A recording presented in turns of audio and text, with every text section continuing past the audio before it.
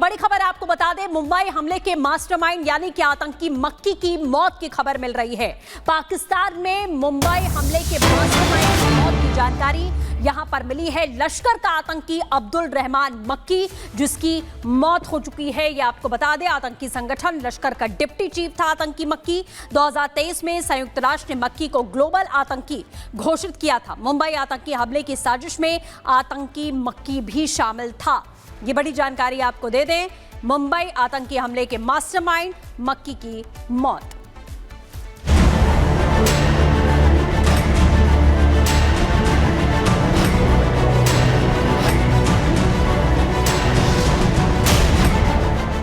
भारत के most wanted लश्कर आतंकी हाफिज अब्दुल रहमान मक्की की पाकिस्तान में मौत हो गई।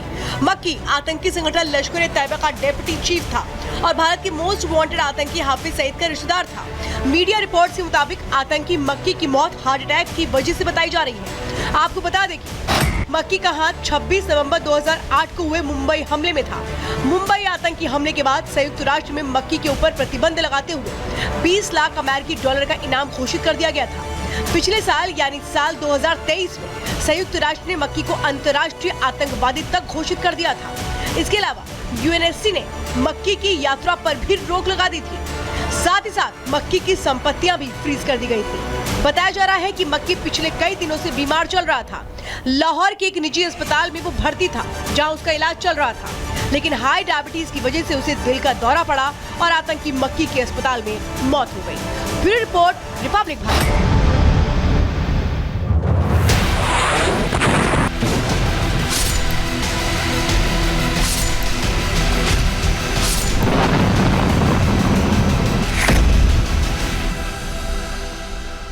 तो पाकिस्तान और अफगानिस्तान बॉर्डर पर जंग के हालात हैं। पाकिस्तान की सेना पिछले कुछ दिनों से तालिबान के लड़ाकों को लगातार निशाना बना रही है और अब तालिबान ने पाकिस्तान से जंग का ऐलान कर दिया है। इसकी तैयारी शुरू कर दिया। मीडिया रिपोर्ट्स में यह दावा किया जा रहा है कि तालिबान ने करीब 1500 लड़ाकों को खैबर पख्तूनख्वा सटे पाकिस्तानी सीमा पर तैनात करने की तैयारी कर ली है। एक रिपोर्ट दिखाते हैं।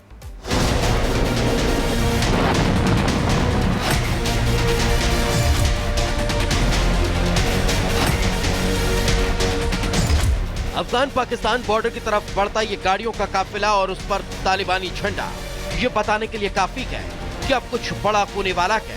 शहबाज सरकार की नींव हिलने वाली है।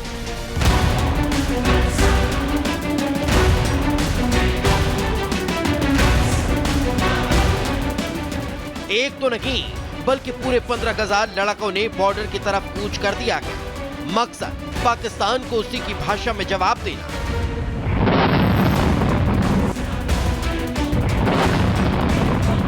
मंगलवार को अफगानिस्तान के पूर्वी पक्तिका प्रांत में पाकिस्तान की सेना ने एयर स्ट्राइक की थी, जिसमें 46 लोगों की मौत हुई थी। पाक की इसी नापाक हरकत से अफगानिस्तान की तालिबानी सरकार बौखला गई। तालिबान ने पाकिस्तान की एयर स्ट्राइक का जवाब देने का ऐलान कर दिया है। अब उसने शहबाज के मुल्क से बदला लेने की ठान ली है।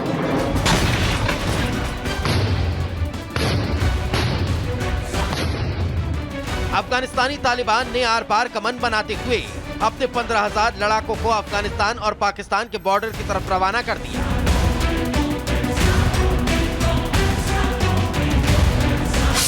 मतलब साफ है कि अब पाकिस्तान और अफगानिस्तान आमने सामने आ गए हैं और कभी भी बड़ी जंग छिड़ सकती है। वैसे अफगान तालिबान के साथ युद्ध की पटकथा खुद पाकिस्तान ने की लिखी है।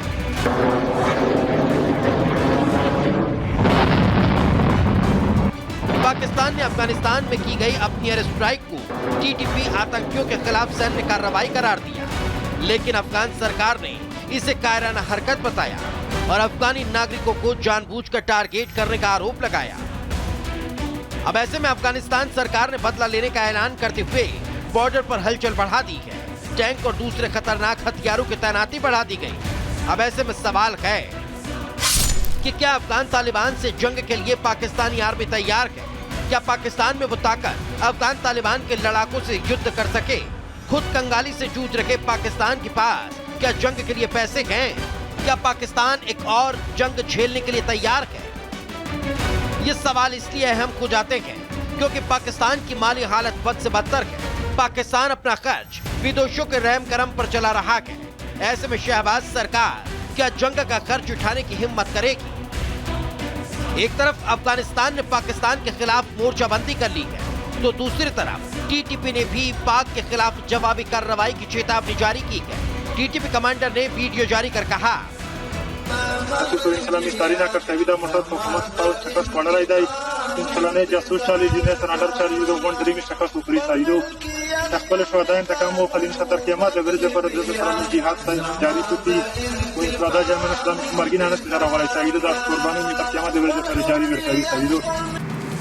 टीटीपी पर आरोप है कि वो पाकिस्तानी मूल के हैं, लेकिन अपने की मुल्क के खिलाफ अफगान तालिबान के साथ मिले हैं।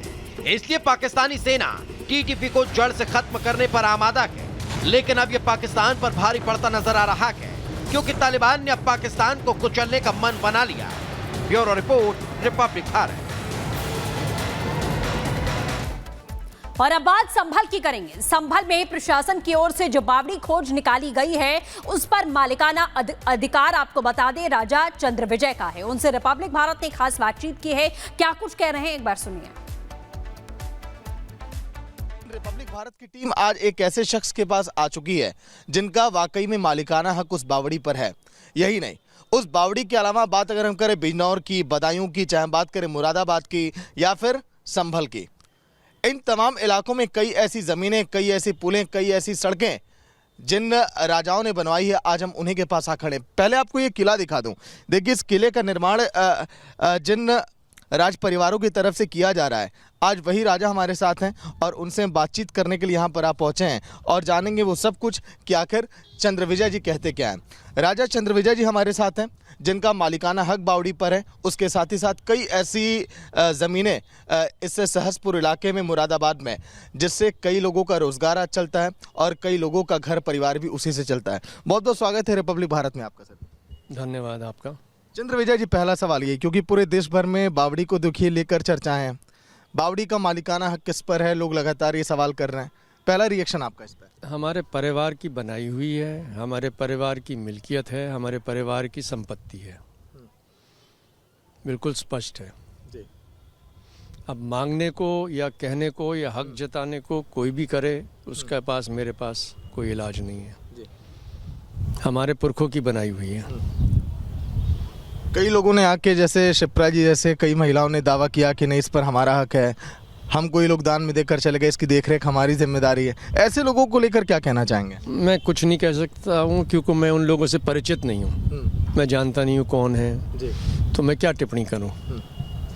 मगर उधर तो पत्थर भी हमारे पुरखों का लगा हुआ है। पुराने भूले का अगर देखे जाएं, जांचे जाएं, तो उसमें स्पष्ट हो जाएगा कि किसकी है। तो रिपब्लिक भारत के कैमरे पे देखिए ये एक्सपोज हो गया कि वाकई में बावड़ी है किसकी, क्योंकि कई